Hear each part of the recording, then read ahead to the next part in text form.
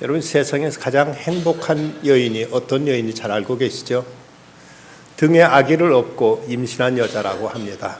그 이유는 배부르고 등 따뜻하기 때문이라고 하지요. 그런데 가장 복된 교회는 어느 교회일까요? 역시 어린 영혼들을 품고 저들을 양육하는 교회가 가장 아름다운 교회, 건강한 교회, 복된 교회라고 말할 수 있을 것입니다. 그럼 영상 하나 보고 말씀 나누도록 하겠습니다.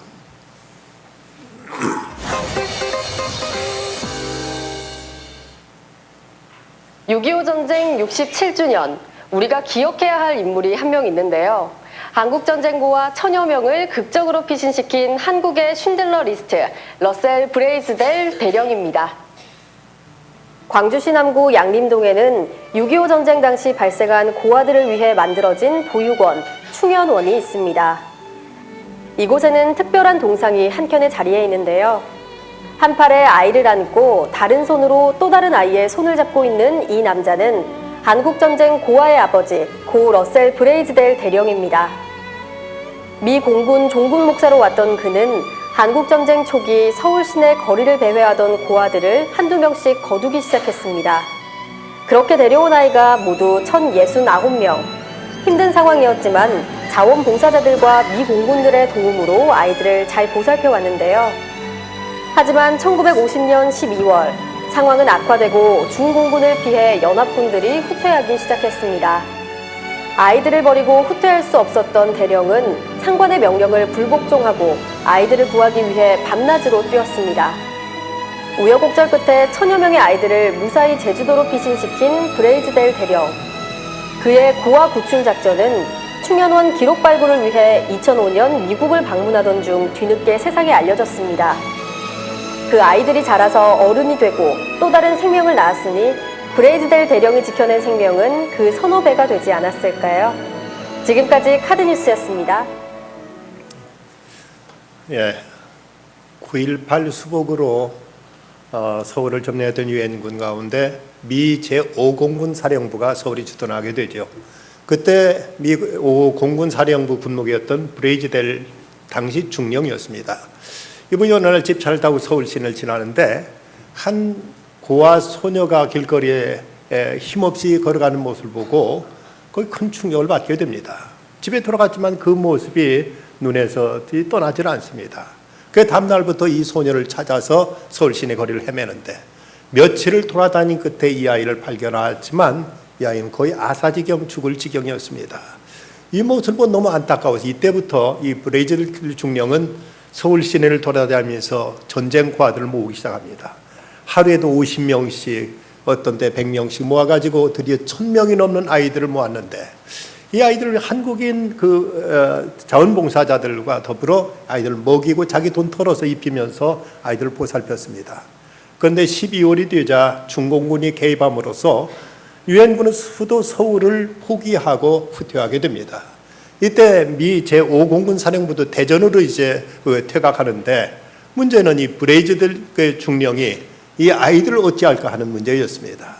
고심 끝에 마침 그때 들렸던 소문은 인천으로 가면 인천에 배가 있어 이 아이들을 데리고 피난 갈 수 있다는 소식을 듣고 이 아이들을 차 한 대, 자기가 가지고 있던 차 한 대에 태워서 무려 사흘 동안을 날라서 인천까지 옮겼습니다. 근데 막상 인천에 가보니까 거기 있던 배라는 것은 기껏 어부들이 물고기 잡는 조그만 나무배, 이 아이들을 태울 수도 없거니와 이 아이들 태우고 가다는 그대로 풍랑에 이 비해가 전복된 아이들을 다 몰살시킬 위험이었습니다. 이러지도 저러지도 못하고 있던 때 그는 마침 공군 작전 책임자인 로저스 중령을 만나게 됩니다. 그에게 제발 좀 이 아이들 좀 살려달라고 부탁하자 로저스 중령이 하는 말이 지금 오키나와에 C-54 비행기 16대가 있다. 이 아이들 내일 아침까지 김포공항으로 데려만 오면 어떻게 내가 제주도로 옮겨주겠다는 약속을 받습니다. 그런데 여기 자기가 가지고 있는 차는 한 대밖에 없는지라 이 아이들을 옮기려면 사흘을 또 이제 걸려야만 되는 겁니다. 이제 어찌할까 하다가 그때 해병대 지휘관을 만나서 상부의 명령이 떨어졌다. 이 아이들 즉각 이송하라고 이렇게 명령을 이제 내립니다. 그러자 상부의 명령 때렸다니까 해병대에서 병사와 차량을 동원해가지고 이 아이들 모두 다 김포로 옮겼고 그래서 저 제주도로 1096명의 아이들을 옮기게 됩니다. 그런 이 사건이 그 위에 군에 의해서 발각되죠. 명령 불복종 죄로, 거짓말한 죄로 군사재판에 회부됩니다. 왜 이렇게 거짓 명령을 내렸고 왜 명제 권한을 잘못 행사하느냐 하고 이런 추궁을 받았을 때 이때 브레이즐 중령은 이런 말을 합니다. 누군가는 반드시 해야 할 일이라서 그렇게 할 수밖에 없었습니다. 만약 군목이 하는 일이 죽음에 내몰린 아이들을 못 본 채 해가지고 죽게 만드는 일이라면 나는 전역하겠습니다. 그리고 그는 옷을 벗게 됐습니다. 하지만 그는 거기서 끝나지 않고 목사의 신부로서 일본에 가서 그곳에서 계속 제주도에 있던 아이들을 위해서 많은 구호물자를 보내가지고 이들을 살려낼 수 있었던 것입니다. 여러분, 신들러 리스트에 대해서는 잘 알고 계시죠?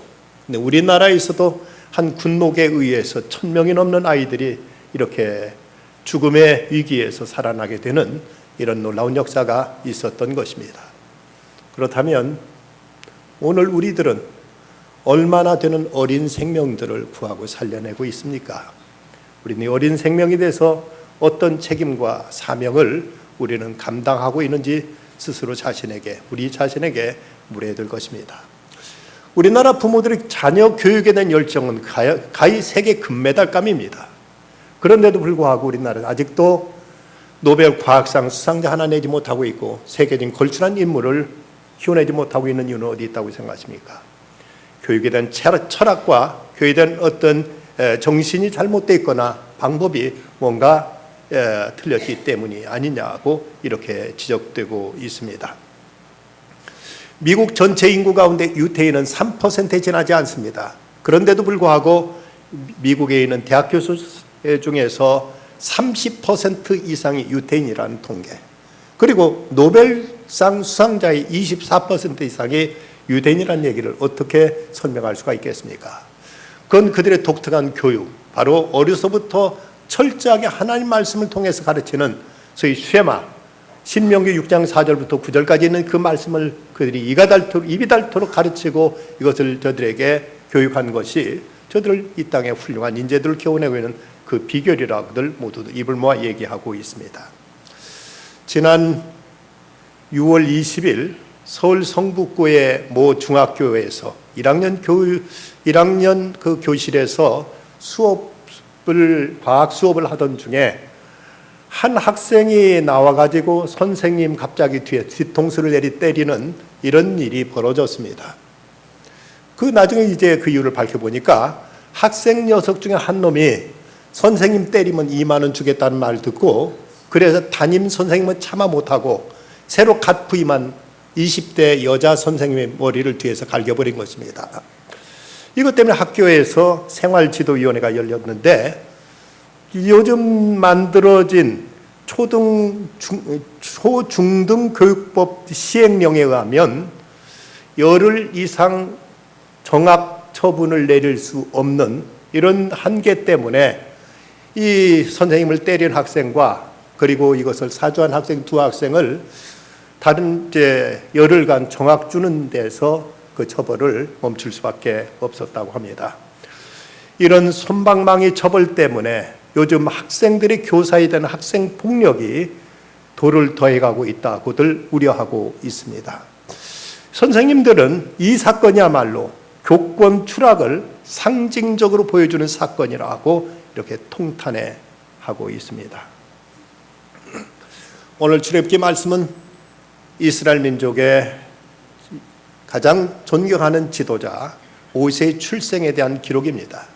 하지만 여기서 주인공은 모세가 아니라 모세의 그 부모들입니다. 그런데 오늘 성경에 보면 그 부모들이 이름조차도 나타나 있지 않다가 나중에 출애굽기 6장에 가서야 믿음으로 모세가 태어났을 때 그 부모가 아름다운 아임을 보았다. 또 아므람이 그들의 아버지의 누이 요게벳을 아내로 맞이하였고 그는 아론과 모세를 낳았으며 아므람 나이는 137세였다 하고 출애굽기 6장 20절에 가서야 아므람과 요게벳이라고 그 부모의 이름이 언급되고 있습니다. 그렇다면 어떻게 이름조차 없던 아므람과 요게벳은 이 아들을 이렇게 훌륭하게 잘 키워서 430년 동안 애국에서 노예 생활하는 자기 민족을 절 그곳에 이끌어낼 수 있는 이런 출애굽의 영웅이 될 수 있었는가? 여기에 대해 오늘 신약의 말씀 히브리서 11장 23절은 바로 이렇게 말씀합니다. 믿음으로 모세가 낳았을 때 그 부모가 아름다운 아임을 보고 석 달 동안 숨겨 왕의 명령을 무시하지 아니했다. 믿음으로 자녀를 길렀기에 이런 놀라운 이런 위대한 인물이 자랄 수 있었다고 성경은 이렇게 말씀하고 있습니다. 어느 시대보다 요즘 자녀 가르치고 자녀를 기르기가 어려운 시대라고들 모두 다 근심하고 있습니다. 수많은 유혹들이 넘실대고 있고, 그리고 예측할 수 없는 문화와 그리고 정신적으로 공허하기 짝이 없는 이 시대적인 풍조 속에서 자녀를 바르게 가르치기가 참 어느 때보다 힘들다고 모두들 근심하고 있습니다. 그런데 모세가 태어났을 그때도 결코 지금보다 나을 바 없는, 어쩌면 지금보다 더 어려운 시대에도 어떻게 그 부모들은 모세를 이렇게 훌륭하게 기를 수 있었는가? 그 첫째 이유는 자녀에 대한 한없는 가능성을 보았다는 사실입니다. 오늘 말씀은 1절과 2절 이렇게 시작되고 있습니다. 레위 가족 중 한 사람이 가서 레위 여자에게 장가들어 그 여자가 임신하여 아들을 낳으니 그가 잘생긴 것을 보고 석 달 동안 그를 숨겼으나, 여기서 석 달 동안 그를 숨겼다고 했는데 아므람과 요게벳이 이렇게 아이를 석 달 동안 숨기게 됩니다. 그런데 그렇게 된 그 동기가 아들이 잘생긴 것을 보고라고 이렇게 표현하고 있습니다.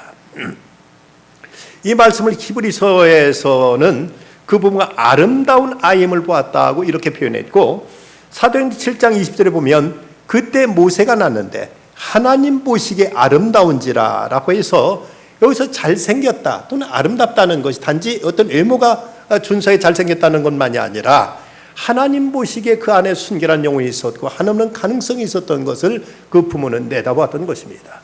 그렇기에 참으로 이런 시대 아이를 이제 키우는 거 얼마나 어려운 줄 뻔히 알면서도 아이를 부모는 최선을 다하면서 아이에게 대한 한없는 기대를 품을 수 있었던 것입니다. 부모가 자식에 대해서 어떤 기대를 갖느냐에 따라 자식은 많은 경우 그 운명이 달라지는 경우가 많이 있습니다. 어떤 경우는 이 아이를 볼 때마다 넌 무엇이든 할 수 있다, 넌 반드시 훌륭한 인물이 될 것이라는 이런 기대를 가지고 자식을 기르는 부모와 너 같은 거 싹수가 없다, 너 같은 거 키워봤자 무슨 소용 있겠느냐 하고 아이는 아무런 기대를 갖지 않는 경우 그 자식들이 그 장래가 과연 어떻게 될 것이라고 여러분 생각되십니까? 지미 존스는 이런 말을 했습니다. 사람을 있는 그대로 대접해라. 그러면 그는 그대로 남아있을 것이다. 그러나 사람을 그가 될 수 있는 만큼 대접해라. 그러면 그는 마땅히 되어야 될 인물이 될 것이다. 사람을 있는 그대로만 보고 대접하면 그 정도밖에 안 될 것이고, 그러나 그가 될 수 있는 가능성을 내다보면서 그렇게 대우하면 그는 분명히 그런 사람이 될 것, 기대만큼 잘하게 될 것이라고 이렇게 얘기하고 있습니다. 전 경북대 총장을 지내신 박찬석 박사가 어렸을 때 가정 형편이 너무 어려워가지고 그 부모가 자녀를 기르기 어려운데 그래도 어떻게 자식 많은 자녀를 키워보겠다고 해서 온 이제 가진 걸 다 쏟아서 대구에까지 아들을 중학교를 유학 보내게 됩니다. 그런데 시골서 자라다가 대구에 가서 공부를 하다 보니까 학업이 뒤따르지 못해가지고 1학기 시험에서 얼마가 되는가 하면 68명 중에 68등을 하게 됩니다. 근데 부모는 자기한테 한없이 기대를 가지고 계신데 이거 이대로 성적표 갖다 드리면 이거 부모가 얼마나 실망하실까 싶어서 펜으로 68명 중에 1등이라고 이렇게 적었습니다. 그리고 이걸 이제 부모에게 갖다 드렸는데 부모가 이걸 보더니 그때 친척 들어가지고 아들 저 대구까지 공부 보냈는데 공부를 얼마만큼 하나 하고 물었더니 그래 앞으로는 모르지만 지금 1등 했다는구만 하고 이렇게 얘기를 합니다. 그럼 한턱 내야 되겠네. 그래서 그 집사 한 마리 기르고 있던 돼지를 잡아서 동네 잔치를 냈습니다. 그러니 그때 이 어린 찬석이 생각은 그야말로 정신없이 집을 뛰쳐나가가지고 죽고 싶은 심정이었다고 합니다. 근데 그리고 나서 17년 후에 그는 박사가 되었고 대학 교수가 됩니다. 그가 자식을 낳아가지고 그 손주 이제 아버지 앞에 있으면서 그때 이제 털어놓습니다. 어머니하고 아버지 같이 계신 자리에서 어머니 저 중학교 1학년 때 그때 1등은요 하고 얘기를 꺼냅니다. 그저 아버지가 입을 열어서 하는 말이 알고 있다. 그만해라, 손자 듣는다 라고 말씀하시더라는 것이죠. 아버지는 자식에 대한 한없는 기대를 가지고 한 마리밖에 없던 돼지 잡아서 잔치할 만큼 온갖 정성과 사랑을 쏟았더니 그 아들이 경북대학교 총장까지 될 수 있었던 것입니다. 모세의 부모는 아들을 낳았을 때 그 아들에게 아름다운 모습, 하나님 보시기에 아름다운 모습을 보고 하나님 이 아이를 통해 분명히 무슨 위대한 일을 하실 것이라는 이 기대를 가지고 한없는 그에 대한 사랑을 쏟았던 것입니다. 그런가 하면 두 번째는 자녀를 위해서 최선을 다한 것입니다. 2절 말씀, 그 여자가 임신하여 아들을 낳으니 그가 잘생긴 것을 보고 석 달 동안 그를 숨겼으나, 석 달 동안 숨겼다고 했는데 그 당시는 이스라엘 백성들이 애굽 땅에 점점 이제 기업수는 늘어나게 되자 애굽 사람들은 여기에 대해서 어떤 이제 두려움을 갖게 됩니다. 이러다가 유대인들의 숫자가 우리보다 더 많아져 가지고 우리를 이제 몰아내고 자기들이 이 땅을 차지하게 되지는 않을까? 아니면 전쟁이 일어났을 때 적과 내통해 가지고 우리를 배반하지는 않을까 하는 생각 속에서 이때 이 바로는 유대 히브리인들에 대해서 참으로 잔인한 명령을 내리게 됩니다. 이제부터 히브리인 여인 중에서 아이를 낳거든 사내 아이거든 모두 다 죽여버려라 하는 이런 명령을 내리게 됩니다. 이제 이런 일들은 역사 속에서 사탄이 하나님의 구속사를 가로막기 위해서 이런 일들을 했던 것들을 성경에서 여러 차례 우리 찾아볼 수가 있습니다. 예수님께서 이 땅에 태어나셨을 때도 헤롯은 유대왕에 태어나셨다는 그 소식을 듣고 베들레헴에 있는 두 사라의 모든 아이들을 다 살해할 만큼 이런 잔인한 일을 행하면서 또 예수님께 십자가에 못 박히도록 이렇게 몰아갔던 것도 이 땅에 하나님께 이루시는 어떤 구원의 역사를 가로막기 위해서 사탄은 이렇게 어린아이들을 죽이고 생명을 이제 끊어서 이렇게라도 막아보려고 광분했던 것입니다. 이런 암담한 시대에 민족의 미래를 포기하지 않은 믿음의 사람들이 분명히 있었습니다. 출애굽기 1장에 보면 이렇게 바로가 어미 명령 내려가지고 히브리인 여인 중에서 아이를 낳거든 사내 아이거든 모두 다 죽이라는 명령을 내렸지만 그러나 바로보다도 하나님을 더 경외함으로 바로의 명령을 어기고 사내 아이가 태어나서 그들을 살려낸 히브리 산파들이 있었습니다. 그들은 바로보다 하나님이 더 크시고 위대하시다는 사실을 믿었기 때문에 인류에 어떤 불이익을 당할지라도 자기들이 어떤 처벌을 받을지라도 내가 하나님께 주신 생명들의 목숨을 끊을 수 없다는 생각 속에서 히브리 아이들, 남자 아이들의 생명을 살려내고 했던 것입니다. 이에 대해서 성경에 보면 임금의 명령을 두려워하지 않았다고 이렇게 말씀하고 있고 하나님이 그 산파들에게 은혜를 베푸시니 그 백성은 번성하고 매우 강해졌다고 이렇게 말씀하고 있습니다. 우리나라에 루디아 어린 선교회라는 이제 선교단체가 있습니다. 주로 소망교회 권사님들 주축으로 이루어지고 있는 선교단체인데 여기서는 36권으로 된 그림 성경책을 만들어서 전국에는 어떤 초등학교에서든지 보내달라고 요청만 하면 이 책을 무료로 제작해서 보내주고 있습니다. 그런데 거기에 소속된 선생님들은 연초에 학급을 맡게 되면 나는 예수 믿는 교사입니다. 나는 기도로 학생들을 가르칠 테니 학생들을 내게 맡겨주십시오 하고 학생들에게 성경을 가르친다는 겁니다. 우리나라에서는 어떤 국교가 인정되고 있지 않기 때문에 이런 공립학교에서 학생들에게 성경을 가르칠 수 없게 되어 있습니다. 그럼에도 불구하고 이 선생님들은 이 일로 인해 어떤 피해가 올지라도 그들은 처벌을 받을 각오를 하고 사명감을 가지고 학생들에게 가르치는데 이 아이들을 위해서 기도해주고 이 아이들을 위해서 성경을 가르쳐야 하는데 그 아이들의 성적이 월등히 높고 이 아이들이 훨씬 더 모범적으로 자라다 보니까 학교의 교장 선생님도 어떻게 못하고 있는 이런 일들이 벌어지고 있고 그래서 이런 그 선생님들 밑에서 어떤 학교는 무당딸이 예수를 믿게 됐고 어떤 학교에서는 절간에 탱화를 그리는 아이가 그런 사람의 아이가 교회 다니게 되는 이런 일들이 일어나고 있다는 것입니다. 여기서 아므람과 요게벳은 모세를 수에서 숨긴 지 석 달 동안 숨겨 기르다가 여기서 그치지 않고 갈대 상자에다가 역정을 발라서 모세를 여기 담아서 이제 띄우게 됩니다. 더 숨길 수 없게 되매 그를 위하여 갈대 상자를 가져다가 역청과 나무지를 칠하고 아기를 거기 담아 나일강가 갈대사에 두었다고 3절을 말씀하고 있습니다. 여기 갈대 상자는 파피루스를 엮어서 만든 바구니인데 여기에다가 역청을 발라가지고 물이 이제 들어오지 못하도록 이렇게 아이를 살리기 위해서 이런 방법을 썼던 것이죠. 이 갈대 상자를 히브리어로 테바라고 하는데 노아의 방주를 표현할 때도 이 테바라는 단어가 쓰여진 말로서 죄악과 죽음이 넘실대는 위기에서 당신의 백성을 온전히 보존하시는 하나님의 은혜의 처소로 해석되고 있는 바로 이 갈대 상자에다가 아기를 담아서 강에 띄우게 됩니다. 어느 때까지 아이를 그냥 품고 있는 것만이 이것만이 어떤 이제 최선의 선택이 아니라는 생각 속에서 아이를 갈대 상자에 담아서 나일강에 가서 띄우게 되는 것입니다. 시인 정채봉은 이런 말을 했습니다. 광야로 내보낸 자식은 콩나무가 되고 온실로 들여보낸 자식은 콩나물이 된다고 말했습니다. 콩나무, 콩나물 소리는 비슷하지만 전혀 다른 거죠. 콩나무는 거듭거듭 많은 콩들을 이제 그 열매 맺을 수 있지만 콩나물은 한 끼 식사로서 끝나져 버리고 말 것입니다. 우리나라 교육 입국을 위해서 그토록 헌신했던 고 김영길 총장님 지난 6월 30일 날 하나님의 부르심을 받았습니다. 그분이 생전에 이런 말씀하셨습니다. 프랜시스 셰퍼는 20년 전에 21세기가 되면 사람들은 목적 없이 돈을 벌고 진리 없는 교육을 하고 의미 없는 사랑을 나누며 죄책감 없이 사람을 죽이는 시대가 될 것이다. 이 모든 것은 하나님을 믿지 않기 때문이다. 우리는 청년들에게 공부만 하는 목적과 삶의 공부하는 목적과 삶의 존재를 부여해 줘야 한다.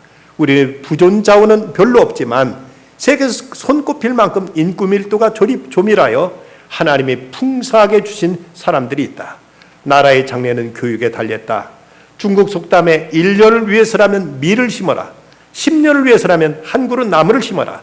그러나 100년의 꿈과 비전을 위해서라면 사람을 키우라고 했는데 가장 보람된 투자는 인재 양성이다 라고 말씀하시면서 이번에 한동대를 세워서 귀한 인재들을 길러낸 것을 우리는 잘 알고 있습니다.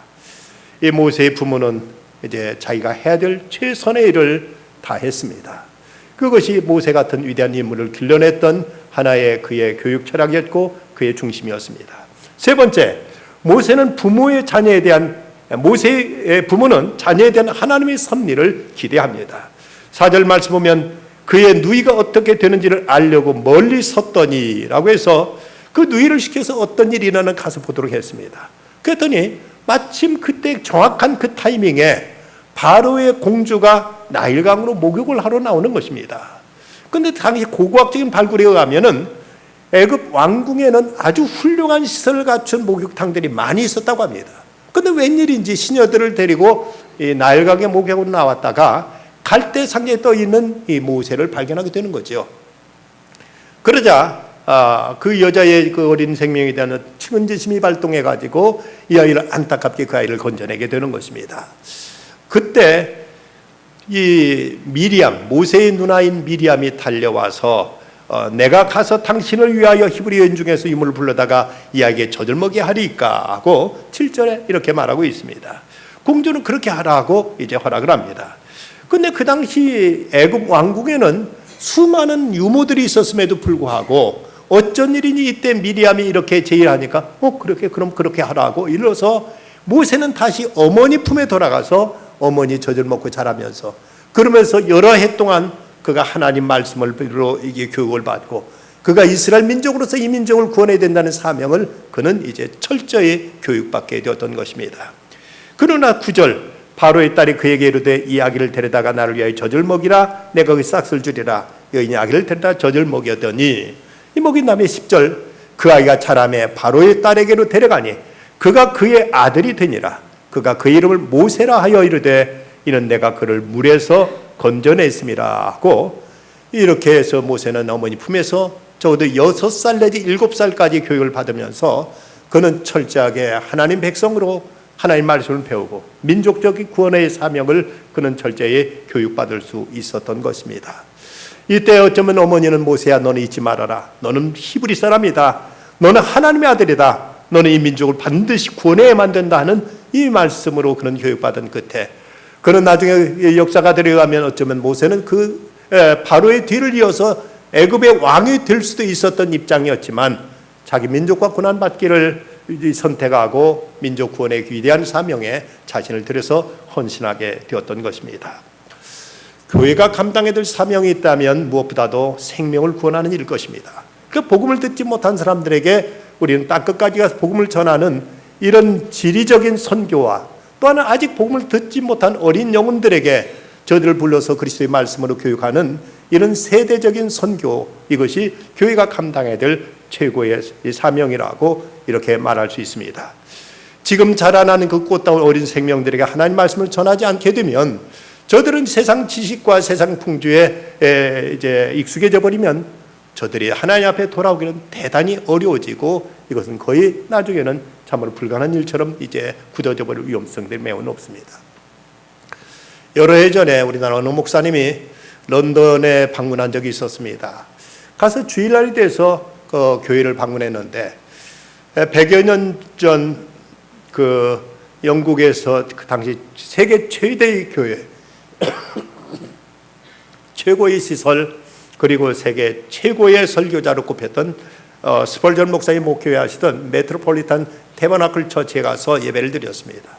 근데 메인 예배 갔는데도 불구하고 노인만 80여 명이 앉아서 예배 드리고 있더라고 합니다. 근데 이재철 목사님이 2000년 몇 년대 또 저 런던에 가서 웨스트민스터 새 사원, 영국 선공의 본산인 그 훌륭하고 아름다운 교회 가서 주일날 봤더니 불과 몇 명의 노인들만 있더라는 것입니다. 또 그것이 아쉬워가지고 바로 그 건너편에 있는 감리교 본산, 감리교회의 그 돔 성전에 들어갔는데 거기도 노인들 한 70명 앉아있는 모습을 보고 통탄에 맞지 않았다고 합니다. 세계 선교를 주도했던 영국 교회, 그리고 가장 복음의 빛을 세상에 비췄던 영국 교회가 어떻게 지금 이렇게 세계에서 가장 큰 교회, 가장 위대한 교회로 꼽히던 가장 훌륭한 시설과 아름다운 건물을 자랑하던 그 교회들이 이렇게 돼버리고 말았는가? 그 이유는 다음 세대를 키우지 않았기 때문이었습니다. 자기들끼리 모여서 예배드리는데 좋겠고 그저 가장 좋은 시설에서 훌륭한 목사님 모시고 예배드리고 자기들끼리 교제하는 것이 좋아서 거기에 만족했을 뿐 다음 세대를 준비하지 않았고 자라날 인재들을 제대로 양육하지 않았기 때문에 영국 교회는 이렇게 황폐화되어 버리고 만 것입니다. 그런데 그것이 꼭 영국 교회만의 이야기는 아닙니다. 우리도 다음 세대를 준비하지 않는다면, 저들을 양육하지 않는다면, 저들을 우리가 철저히 교육시키지 않는다면 20, 30년 후에 한국 교회는 과연 어떻게 될 것인가? 이것 또한 참으로 불을 보듯 뻔한 이런 모습으로 전락할 수 있는 위험성이 있음을 우리는 알아야 될 것입니다. 어느 때보다도 복음 전하는 게 어려운 시대고 이것이 참 위험한 때이기도 합니다. 그럼에도 이것이 우리의 사명일진데 우리는 이 일을 위해서 최선을 다해야 될 것입니다. 지난 5월 달 정부는 훈육을 목적으로 하는 자녀 체벌을 법으로 금지하는 아동 체벌에 대한 금지 조항을 정하고 경찰청은 아동 학대와 관련해서 훈육과 학대의 모호한 경계를 구분해 가지고 아동 학대 수사 업무 매뉴얼을 일선 경찰에 배포하게 됩니다. 이 매뉴얼에 보면 훈육은 어떤 도구의 사용도 지양하며 때리는 것은 무조건 안 된다. 부모가 아이에게 소리를 지르는 것도 안 되고 공포 분위기 조성해도 안 되고 좁은 공간에 가두면 단속하겠다. 훈육 차원이라는 것도 이제는 엄히 다루겠다고 이렇게 경고를 합니다. 그런데 성경은 이렇게 말씀하고 있습니다. 매를 아끼는 자는 그 자식을 미워함이라. 자식을 사랑하는 자는 근실히 징계하느니라. 잠언서 13장 24절 말씀입니다. 성경은 초달 아끼지 말라. 자녀를 위해서는 사랑의 매를 드는 것을 오히려 성경은 권장하고 있습니다. 세계적 역사가 아놀드 토인비가 한 말, 아무리 변천이 혹심해도 교화력이 살아있는 민족은 결코 멸망한 적이 없다고 말을 했습니다. 아무리 세상이 급변할지라도 부모로부터 사이로부터 어떤 교화가 이루어진다면 그 민족은 살아남는다고 했는데 이제는 제 자식조차도 부모가 훈육할 수 없는 이런 세상으로 바뀌어져 가고 있습니다. 지미 카터 미국 전 대통령이 아버지로부터 자기는 5번 맞은 적이 있었다고 고백했습니다.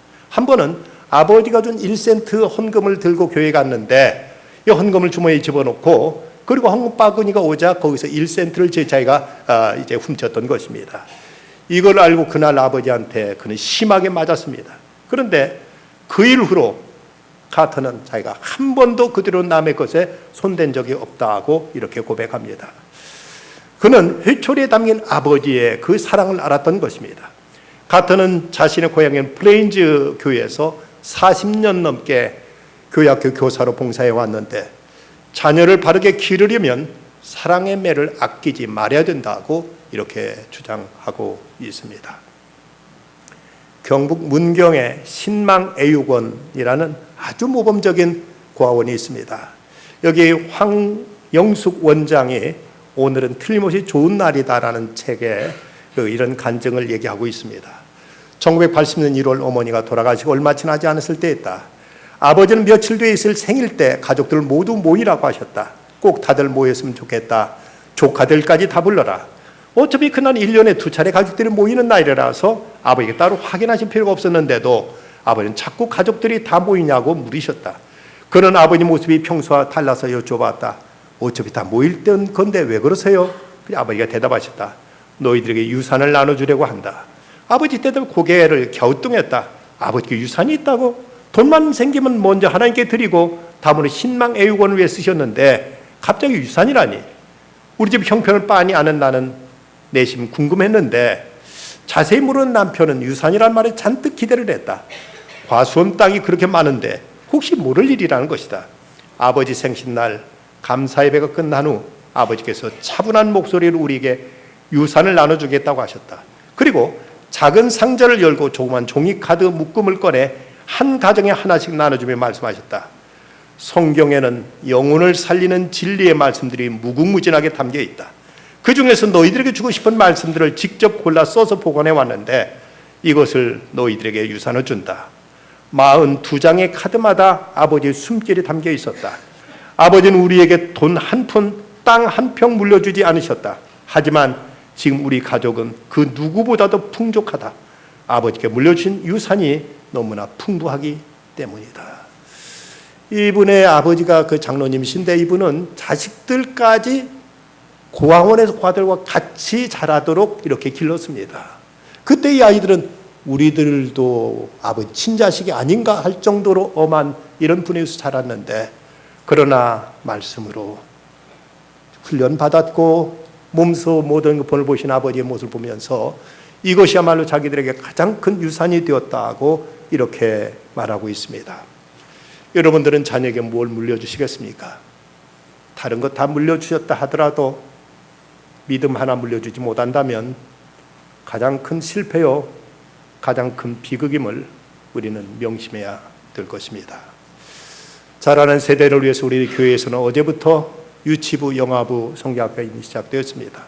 앞으로 아동부, 중고등부, 청년부 수련회 그리고 제30차 티베트 단기 선교가 올해도 진행될 것입니다. 이 일은 하나님께 우리에게 명하신 가장 소중한 교회의 사명이고 우리가 감당해야 될 몫입니다. 이를 위해서 교사들은 이 무더운 날씨에 애쓰고 수고합니다.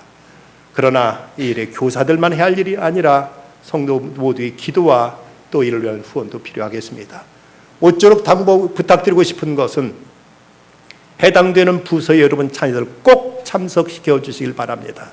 아무리 중요한 일이 있다 할지라도 여러분 자녀들 참석시키는 것 최고의 여러분들의 자녀를 위한 사랑이고 이것이 교회에 대한 또 여러분들의 헌신이며 봉사며 충성이기 때문입니다. 모쪼록 위해서 기도해 주시길 바랍니다. 이를 위해서 자녀들 꼭 참석시켜 주고 주변에 있는 어린이들도 일에 참여할 수 있도록 이끌어 주길 바랍니다. 탈무드에 이런 글이 있습니다. 학생들에게 가르치지 않는 사람은 그 아버지 유산을 버리는 자다. 다른 사람의 자식에게 토라를 가르치는 사람은 그 아이를 낳은 사람이나 다름없다. 내일의 희망인 우리 자녀들 다음 세대를 저들 말씀으로 잘 양육하고 훈련하고 가르칠 때 저들 통해 하나님은 이 민족을 포기하지 아니하시고 이 땅에 새로운 역사를 펼치시며 구원의 놀라운 일들을 하나님께서 이루어 가실 것입니다. 이 모든 일에 우리에게 주어진 사명 책임을 다하여 모세의 부모처럼 우리 자녀들의 한없는 기대를 가지고 저들의 최선을 다하고 그러고 나서 하나님의 뜻을 바라며 하나님께 전적으로 맡겨드릴 수 있는 우리들의 믿음이 되어야 되겠습니다. 기도하십시다. 거룩하신 아버지 하나님, 오늘도 이렇게 나와 예배케 하심을 감사합니다. 그러나 저희들의 자녀들은 과연 어떤 상태에 있는지요. 아버지, 저들을 믿음으로 잘 양육하여 다음 세상을 준비할 수 있는 저희들이 다 되게 하여 주시옵소서. 예수님의 이름으로 기도드리옵나이다. 아멘.